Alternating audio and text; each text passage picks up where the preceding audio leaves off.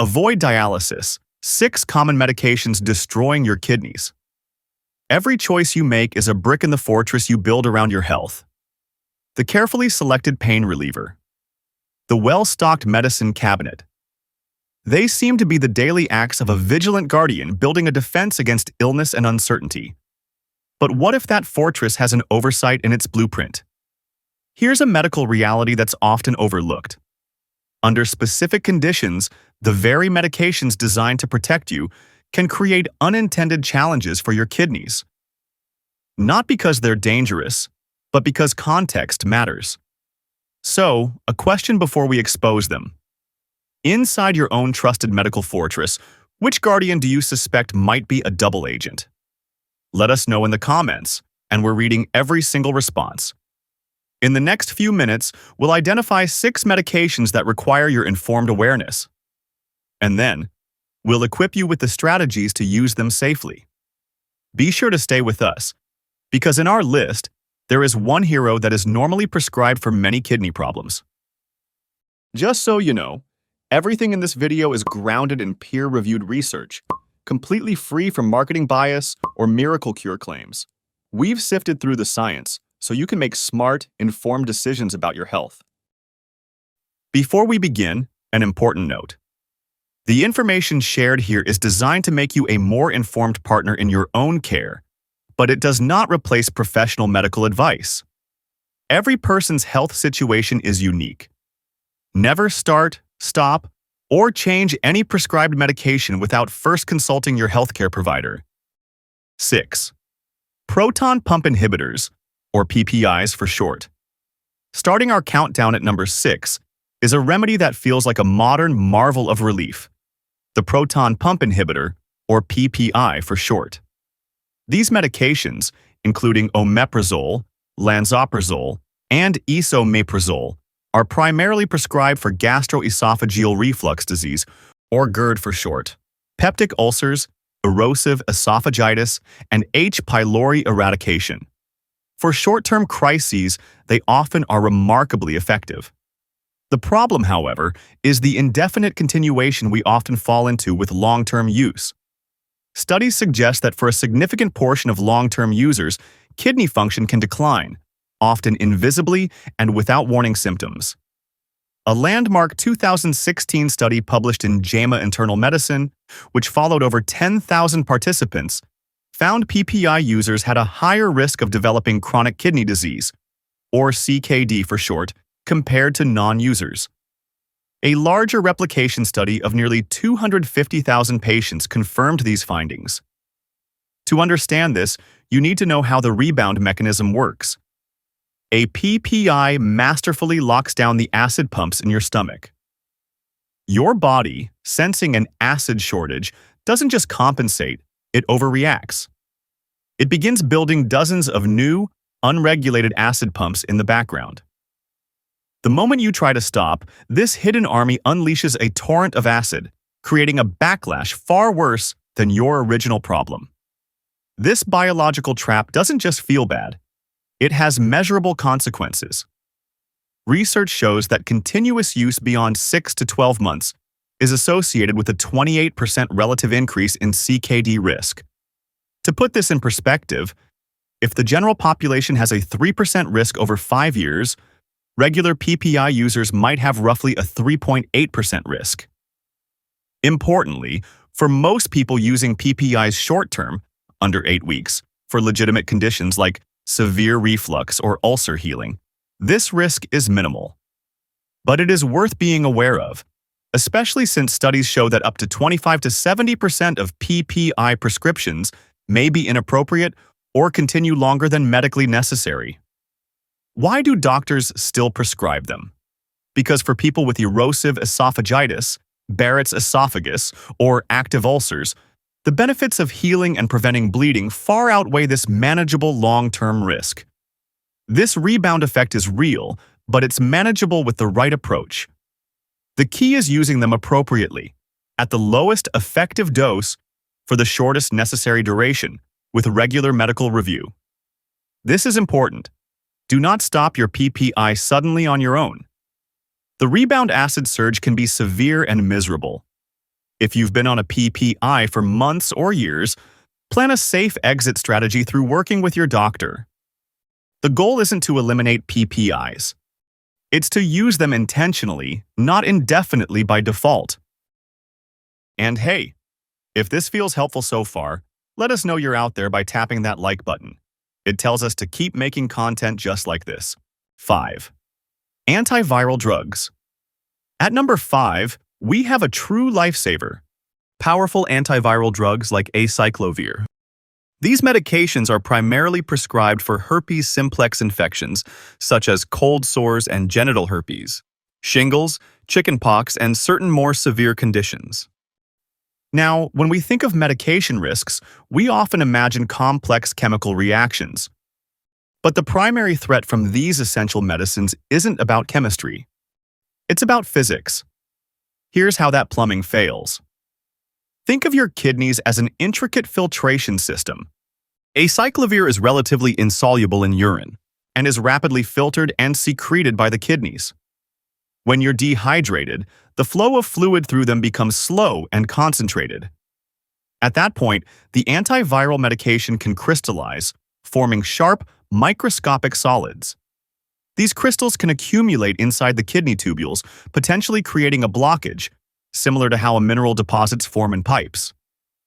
And this isn't a theoretical risk. Studies show that kidney damage from acyclovir occurs in approximately 12 to 48% of patients who take it, with acute kidney injury, or AKI for short, typically developing within 24 to 48 hours of administration. One tragic case report details a 25-year-old guy treated with oral acyclovir, 800 milligrams 5 times daily, for shingles. 3 days later, he came to the ER with a worsening rash, burning pain, itchy and red left eye, and blurry vision, those severe symptoms of AKI. Another report describes a 16-year-old girl who developed AKI after taking intravenous or IV acyclovir, forcing her onto dialysis. Important context: the risk is highest with intravenous administration at hospital doses and in patients who are inadequately hydrated, not typically with standard oral medication at appropriate doses. And most critically, this is one of the most preventable forms of drug-induced kidney damage. If the problem is a physical blockage, the solution is straightforward: proper hydration. Forcing a high volume of fluid through your system is the antidote. It keeps the medication dissolved and flushes the entire system clean, preventing the microscopic crystals from ever forming in the first place. Check your urine color. It should be pale yellow, not dark. Avoid alcohol and caffeine excess, which can worsen dehydration. If you have kidney disease, your doctor will adjust dosing, so never adjust on your own. Most importantly, if you're prescribed antivirals like acyclovir or valacyclovir for shingles or herpes, and you notice decreased urination or very dark urine, contact your doctor same day. Curious about the science behind it all? We've linked the studies that support everything we've shared. You'll find them down in the description box. 4. Antibiotics. Let's tackle one of modern medicine's greatest miracles, the antibiotic. It is commonly prescribed for infections, traveler's diarrhea, and pneumonia. But what is the single most dangerous myth about this miracle? It's the belief that stopping your prescription when you start to feel better is a safe choice. The shocking truth is, that single action creates profound risks. When you stop early, you aren't just leaving the job unfinished. You are leaving behind the toughest, smartest bacteria that survived initial exposure. You've just run a training camp for the next generation of superbugs. But the nightmare of antibiotic resistance is only half the story. The other threat is a direct assault on your kidneys. Different antibiotic attack in different ways. Some, like Bactrim, can form crystals in acidic urine that may irritate the kidney's filtration system. In a 2012 study, among 573 patients treated with this drug for at least 6 days, 64 of them, about 11.2%, developed AKI with rises in creatinine and BUN. AKI usually resolved quickly after stopping the drug, though one patient needed dialysis, Others, like ciprofloxacin, can occasionally trigger an immune response called interstitial nephritis, where inflammation temporarily damages kidney tissue. The good news is both conditions are usually reversible when caught early, and the medication is adjusted or discontinued promptly. However, as we mentioned, it may come with the risks of antibiotic resistance. If you think this is a distant hospital problem, consider the story of George Semakula. He was a healthy 57-year-old man, but a resistant infection after a routine surgery led to 6 more operations and experimental drugs just to save his leg. His story leaves us with a dual responsibility. Finishing your full course is a battle for our future, protecting the community from the rise of the next superbug. Using the right dose, however, is a battle for your body today. If you have any level of kidney impairment, your doctor must adjust the dosage to protect your system from friendly fire. While taking these drugs, stay well hydrated and watch for warning signs like decreased urination, foamy urine, and swelling. 3. Statins. Statins are primarily prescribed to lower the bad LDL cholesterol and reduce the risk of heart attacks and strokes in those with elevated cholesterol or high cardiovascular risk. On one hand, statins are celebrated as life-saving champions that protect millions from heart attacks and strokes. On the other, they are vilified online, blamed for everything from muscle pain to memory loss. So, in this storm of conflicting information, where does the truth actually lie? Let's be clear. The risks, though often exaggerated, are real. For a small number of users, statins can trigger a severe muscle breakdown called rhabdomyolysis, which can lead to kidney failure. A 2025 study found that men were twice as likely as women to develop rhabdomyolysis. Note that the overall risk of statin-induced rhabdomyolysis is low, approximately 1 case per 10,000 person-years of treatment. Most cases are temporary and reversible. In severe cases, rhabdomyolysis can lead to acute kidney injury requiring dialysis, though most cases are reversible when statins are discontinued promptly. Another 2019 French nationwide cohort study found that exposure to high-potency statins was associated with a 72 to 116% relative increase in AKI risk. However, the absolute incidence remained low at approximately 4.59 per 10,000 person-years, and most cases occurred in the context of sepsis, organ failure, or other severe diseases, not from statins alone. For the vast majority of patients, especially those with heart disease or high cardiovascular risk, the proven life-saving benefits still outweigh this manageable and monitorable risk. The key is to trade vague fear for specific knowledge. Focus on the true red flags for serious issues: sudden, severe muscle weakness, muscle pain, fever, or urine the color of dark cola. More importantly, be vigilant about dangerous interactions. Combining statins with things like grapefruit juice or certain antibiotics can dramatically increase your risk of genuine side effects. While taking statins, recheck your kidney and liver function at 3 months, then annually if stable. That is intelligent vigilance. 2. Non-steroidal anti-inflammatory drugs, NSAIDs. Non-steroidal anti-inflammatory drugs, or NSAIDs, which includes ibuprofen, naproxen, and diclofenac, are the most common pain relievers in the world. They are often used to treat pain, fever, and inflammation in conditions like arthritis, menstrual cramps, headaches, and muscle pain. Yet sometimes they are not just a helpful component. They are the chemical trigger for disaster. To understand why, you need to know about your kidney's final line of defense, molecules called prostaglandins. Think of them as a biological safety valve designed to keep blood vessels supplying your kidneys open, ensuring adequate flow even when you're dehydrated. NSAIDs work by inhibiting prostaglandin production. In most situations, this is fine. But when you're dehydrated, prostaglandins play a protective role. keeping blood vessels to your kidneys open. Blocking them at this moment reduces blood flow exactly when your kidneys need it most. And the evidence for this assault is overwhelming.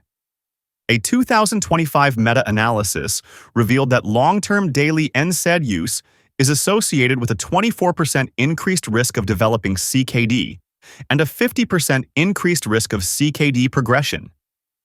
For context, long-term typically means daily use for months to years, not occasional use for headaches or muscle pain. The short-term effect is also considerable. Current exposure to NSAIDs has been linked to an approximately 1.7-fold increase in the risk of developing AKI in both the general population and people with pre-existing CKD.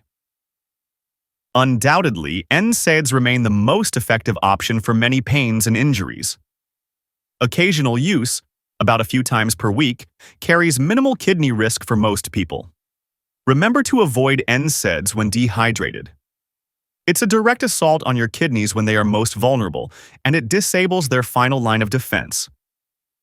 If you have a headache and haven't been drinking enough water, your first step should be hydration, not medication.